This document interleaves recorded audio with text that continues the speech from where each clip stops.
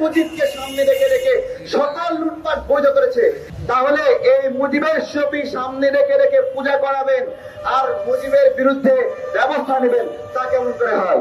মুজিবের বাপকে আমাদের বাপ বানিয়েছে, আমরা যাওয়ার সন্তান না, তাকে তাকে আমরা বাপ ডাকি না। হাসিনা তার বাপের পরিচয়ে যে আমি শেখ মুজিবের মেয়ে, শুধুমাত্র এই একটা ডায়লগে গত 15 বছর শাসন করছে। এই একটা ছবি দেখায় দেখে একটা মূর্তি বানায় বানায় শক্তি অর্জন করেছে। 4000 কোটি টাকা, এখানে ভাস্কর দুলাল দাদাকে সামনে রেখেছি, দাদা সাক্ষী দেবে, শেখ মুজিবের যে মুরাল বানিয়েছে 117 কোটি টাকা, এটাতে কি 117 কোটি টাকা ব্যয় হয়েছিল? কত ব্যয় হয়েছে? 1 কোটি টাকা পাইছে শিল্পীরা শিল্পকর্মের জন্য, আর অবকাঠামো তৈরি করার জন্য ধরেন 18 কোটি টাকা, 19 কোটি টাকা ব্যয় হয়েছে। সেটার ব্যয় দেখিয়েছে 117 কোটি টাকা। এরকম ভাবে লুটপাট করেছে। এই এক মুজিবকে সামনে রেখে রেখে সকল লুটপাট বৈধ করেছে।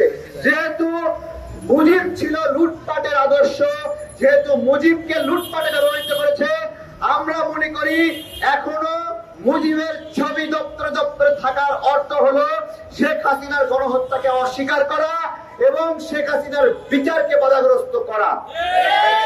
শেখ মুজিবের ছবি বঙ্গভবন থেকে একটা দরবার হল থেকে সরিয়ে ফেলেছে।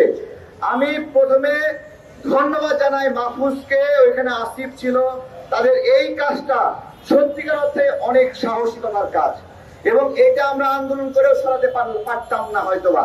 তারা এখানে সিদ্ধান্ত নিয়ে করেছে, স্যালুট জানাই। কিন্তু এইখানে পররাষ্ট্র দপ্তর, সচিবালয়, সব জায়গায় গতদিনও ঘুরে এসেছি, একটা দপ্তর থেকেও মুজিবের ছবি সরাই নাই। তাহলে এই মুজিবের ছবি সামনে রেখে রেখে পূজা করাবেন আর মুজিবের বিরুদ্ধে ব্যবস্থা নেবেন, তা কেমন করে হয়? গণ অধিকার পরিষদ আজকে এই জন্যই আমরা প্রোগ্রাম দিয়েছি যে মুজিব যেহেতু ফ্যাসিবাদের খাতায় নাম লিখিয়েছে বাকশালের মাধ্যমে এবং দ্বিতীয় স্তরে শেখ হাসিনা যেহেতু 15 বছর ধরে মুজিবকে সামনে সামনে রেখে রেখে আমাদেরকে নিপীড়ন করেছে, ভোটাধিকার বঞ্চিত করেছে, আমাদের কথা এই মুজিবকে নিয়ে কোন রাজনৈতিক ব্যবসা বাংলাদেশে আর হবে না, হবে না। যদি কেউ রাখতে চায় মুজিবের ছবি, আমরা বলবো সেজন্য তার রাজনৈতিক কার্যালয়ে রাখে। যদি কেউ মুজিবকে রাখতে চায়, যদি তার ছবি তার ঘরে গিয়ে রাখবে, কিন্তু মুজিবকে সর্বজনীন বানানোর চেষ্টা করবেন না। মুজিব যদি সর্বজনীন হতো সকল রাজনৈতিক দলকে নিষিদ্ধ করতো না। মুজিব যদি সর্বজনীন হতো 30,000 মানুষকে হত্যা করতো না। মুজিব কখনোই সর্বজনীন ছিল না।